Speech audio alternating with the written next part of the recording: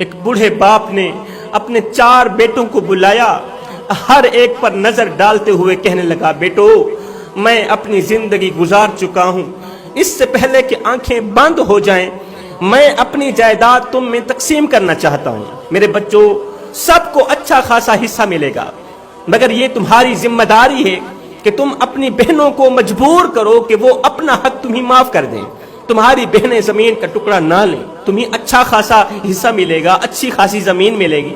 اگر تم اپنی بہنوں کو مجبور کرو کہ وہ تم سے حصہ نہ لیں، تمہیں حصہ معاف کر دیں۔ ہے باپ یہ سبق دے رہا ہے اولاد کو۔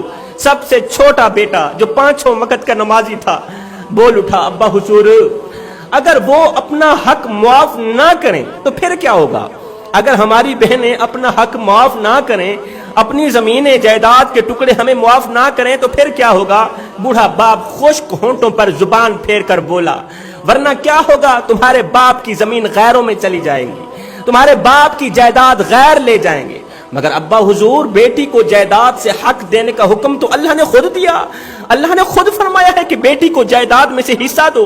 اللہ کو یہ علم کیوں نہیں تھا یہ حکم دیتے ہوئے کہ بیٹیوں کو جائیداد میں سے حصہ دو؟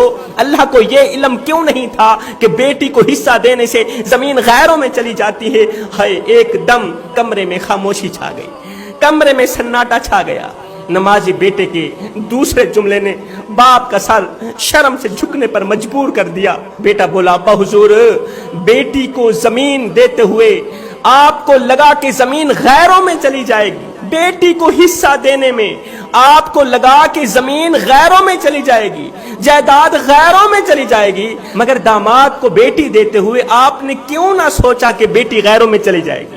داماد کو بیٹی دیتے ہوئے، جگر کا ٹکڑا دیتے ہوئے آپ نے کیوں نہ سوچا؟ اس وقت آپ کی عقل کہاں گئی، آپ کی سوچ کہاں گئی؟ آپ نے کیوں نہ سوچا کہ بیٹی غیروں میں چلی جائے گی؟ خدا را اپنی بیٹیوں کو جائیداد میں سے حصہ دو، ورنہ یاد رکھنا دنیا و آخرت میں تباہ و برباد ہو جاؤ۔